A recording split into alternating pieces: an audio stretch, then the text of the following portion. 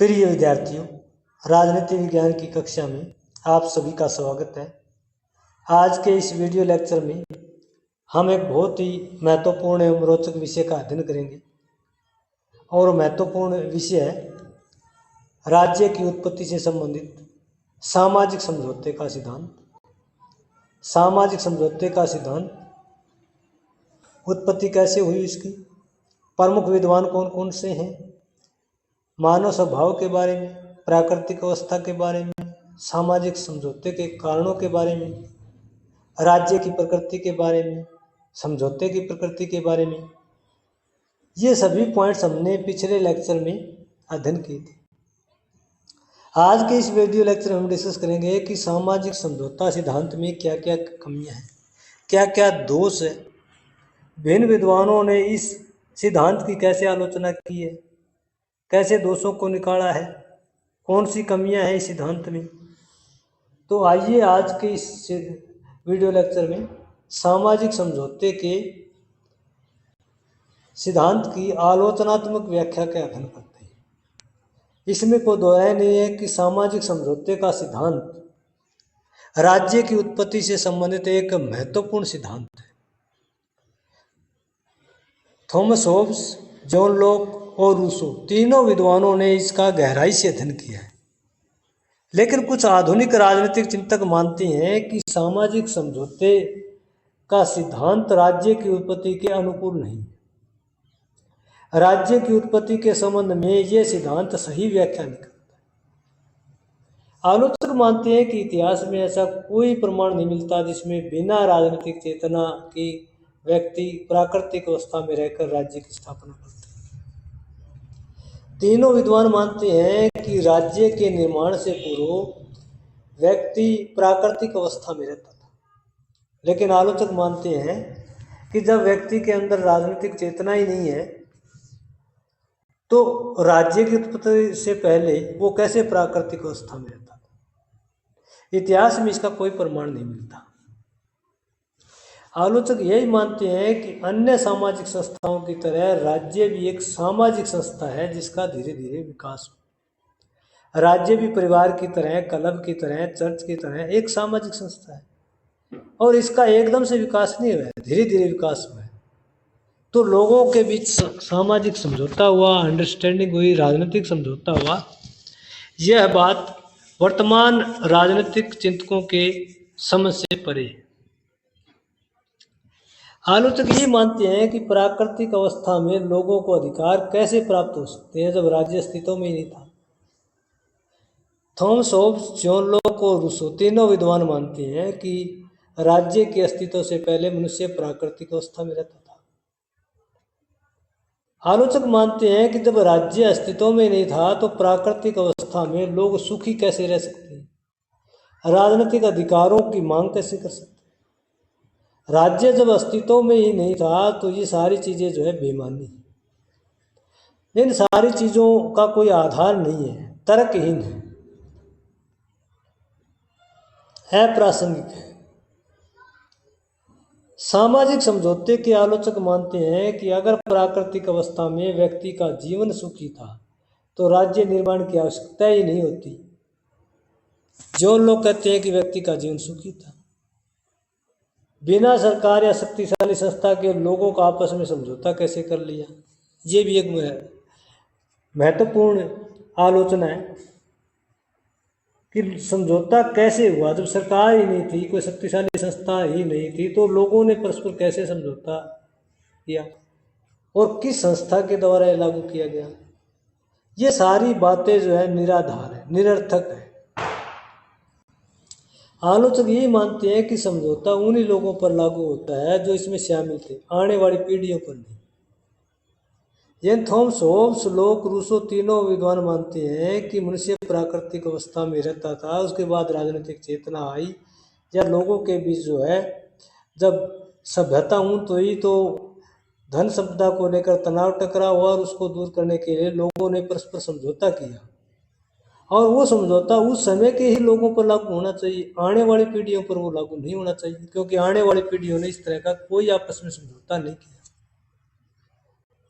आलोचक ये मानते हैं कि राज्य कोई साधारण संस्था जैसे परिवार हुआ क्लब हुआ, ऐसा नहीं है कि स्वेच्छा से सदस्यता ग्रहण कर ले और त्याग दे। राज्य की सदस्यता अनिवार्य है। राज्य कोई क्लब चर्च नहीं है जब चाहे सदस्यता ग्रहण कर ली या त्याग कर दी। राज्य की तो सदस्यता ही अनिवार्य है। वर्तमान समय में हर नागरिक जिस देश का नागरिक है वो अनिवार्यता है। आलोचक यही मानते हैं कि राज्य कृत्रिम संस्था नहीं बल्कि मानव स्वभाव पर आधारित एक प्रकार की प्राकृतिक संस्था है।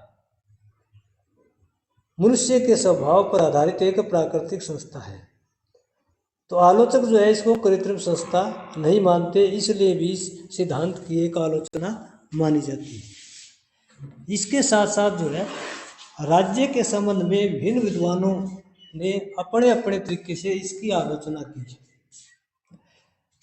सामाजिक समझौते के संबंध में राज्य की आलोचना में आलोचक मानते हैं कि सामान्य इच्छा में सभी व्यक्ति कैसे शामिल हो सकते हैं। थॉमस होब्स ने मनुष्य को स्वार्थी बताया है, झगड़ालू बताया है, ईर्ष्यालु बताया है। जब सभी लोग स्वार्थी हैं, झगड़ालू है, ईर्ष्यालु है, तो सामान्य इच्छा कैसे उत्पन्न हो सकती है। इच्छाओं में तो बहुत ज़्यादा अंतर हो गया। हर व्यक्ति की इच्छा एक दूसरे से अलग मिलेगी क्योंकि मनुष्य स्वार्थी है, दूसरों के साथ किसी प्रकार का सहअस्तित्व तो नहीं करना चाहता। इसलिए आलोचक जो है रूसो की जो जनरल विल जिसको संप्रभुता कहता है, सामान्य इच्छा कहता है, राज्य की इच्छा कहता है, ये बिल्कुल असंभव है। जब मनुष्य स्वार्थी है तो केवल अपनी इच्छा को दूसरों पर थोपने का प्रयास करेगा, न कि सबकी इच्छाओं में शामिल होकर के सबके कल्याण के लिए कार्य करे। आलोचक यही मानते हैं कि प्राकृतिक अवस्था में रहने वाले लोगों को अचानक राजनीतिक चेतना कैसे विकसित हुई।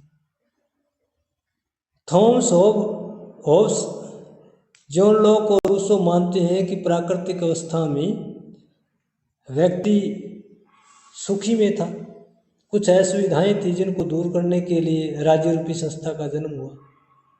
जब मनुष्य प्राकृतिक अवस्था में रहता था तो उसको सांसारिक चीज़ों की आवश्यकता नहीं थी, प्रकृति के निकट था, तो राजनीतिक चेतना उसमें कैसे विकसित हुई। उसका जीवन ही प्राकृतिक था। वो भौतिक संसार की सुख सुविधाएं जैसे स्वतंत्रता, समानता, न्याय, उनके प्रति पूरी तरह से चेतनशील कैसे हो सकता है। आलोचक यही मानते हैं कि तीनों विद्वानों ने प्राकृतिक अवस्था मानव स्वभाव समझौते को लेकर विपरीत दृष्टिकोण प्रस्तुत किए। अब थॉमस होब्स मानता है कि मनुष्य झगड़ालू है, ईर्ष्यालु है, शक्ति का बोलबाला है, वो हर समय शक्ति का प्रयोग करता है, दूसरों के अधिकार छीनना चाहता है। जॉन लोग कहते हैं कि मनुष्य का जीवन सुखी था, हालांकि असुविधाजनक था, इसलिए वो सामाजिक और राजनीतिक समझौते की बात करता है। रूसो जनरल विल की बात करता है, सामान्य इच्छा की बात करता है, लोकतांत्रिक दृष्टिकोण की बात करता है कि सामान्य इच्छा सबकी इच्छा है, एक प्रकार से राज्य की इच्छा है जो सबके हित में। इस सिद्धांत के तीन प्रमुख विद्वान हुए हैं, जॉन लॉक, थॉमस होब्स और जीन जैक्स रूसो, और तीनों के विचार प्राकृतिक अवस्था के बारे में, मानव स्वभाव के बारे में और सामाजिक समझौते के कारणों के बारे में बिल्कुल अलग है। तो हम सामाजिक समझौते को राज्य उत्पत्ति का सिद्धांत कैसे मान सकते हैं जब तीन प्रमुख समर्थक विचारक जो है आपस में एक दूसरे की बातों पर, तर्कों पर, कारणों पर सहमत नहीं है, तो दूसरे लोग कैसे सहमत हो सकते हैं, और राजनीतिक चिंतक या राजनीतिक विद्वान इन बातों पर कैसे सहमत हो सकते हैं। इस सिद्धांत के आलोचक मानते हैं कि वर्तमान समय में इस तरह सभी लोग राजनीतिक समझौते का निर्माण नहीं कर सकते, बल्कि प्रतिनिधित्व लोकतंत्र ही संभव हो सकता है। वर्तमान परिप्रेक्ष्य में जब राज्यों का स्वरूप इतना ज़्यादा विस्तृत है तो ये कल्पना ही नहीं की जा सकती कि आपस में लोग मिलकर के समझौता कर लें, चाहे वो सामाजिक हो या राजनीतिक हो। कोई ऐसी जगह नहीं जहाँ जो विशाल लोकतंत्र है, भारत, चाइना, अमेरिका, रसिया, कोई इकट्ठे होकर के आपस में एग्रीमेंट करें और फिर स्वीकार भी कर लें कि जो कुछ मैं अपने ऊपर लागू करने के लिए शहर स्वीकृत करता हूं वैसा ही दूसरे लोग भी स्वीकृत करेंगे, ऐसा वर्तमान परिप्रेक्ष्य में संभव नहीं। वर्तमान परिप्रेक्ष्य में स्विट्जरलैंड की तरह डायरेक्ट रोटेटिव डेमोक्रेसी, सच्चा लोकतंत्र भी संभव नहीं। केवल प्रतिनिधित्वक लोकतंत्र जो है वही संभव हो सकता है। आम मतदाता, आम जनता अपने प्रतिनिधियों को चुनती है और जनप्रतिनिधि सरकार का निर्माण करते हैं। सरकार फिर जनप्रतिनिधियों की इच्छाओं के अनुसार कानून का निर्माण करते हैं। वही राज्य का प्रतीक है, वही सरकार का प्रतीक है। तो राज्य की उत्पत्ति से संबंधित सामाजिक समझौते के सिद्धांत में हम अनेक प्रकार की कमियां ढूंढते हैं, अनेक प्रकार से उसकी आलोचनाएं की जा सकती हैं, अनेक प्रकार के डिफेक्ट्स में बताए गए हैं। तीनों विद्वानों के विचारों को भी कड़ी आलोचना की गई है। तो सामाजिक समझौते की उत्पत्ति से संबंधित, राज्य की उत्पत्ति से संबंधित आज का ये सामाजिक समझौते का सिद्धांत, जिसकी मैंने आलोचनात्मक व्याख्या की है, आपको कैसे लगा कमेंट करके कमेंट बॉक्स में ज़रूर बताइएगा। अगर आप मेरे आने वाली वीडियो को देखना चाहते हैं तो मेरे YouTube चैनल को सब्सक्राइब अवश्य कीजिए। धन्यवाद।